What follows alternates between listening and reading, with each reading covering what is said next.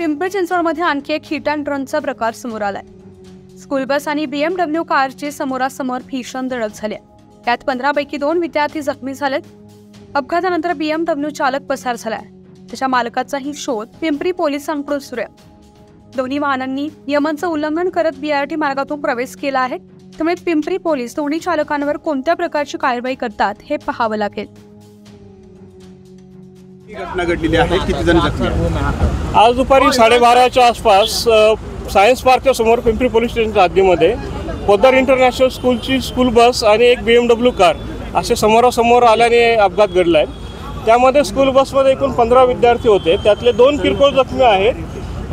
विद्यार्थ्यांपैकी कोणीही ॲडमिट नाही आहे, त्यांना जागेवरतीच उपचार केले आहे आणि मुलांच्या पालकांना त्यांच्या पालकांच्या ताब्यात देण्यात आले। खरं तर BRT मार्गातून हे दोन्ही वाहनं होती, नियमांचं उल्लंघन झाल्याचं दिसतं।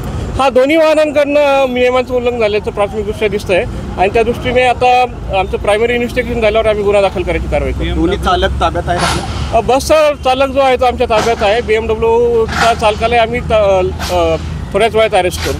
कुठं आहे तो चालक? अजून त्याबद्दल निश्चित माहिती नाही मिळाली। Okay, thank you.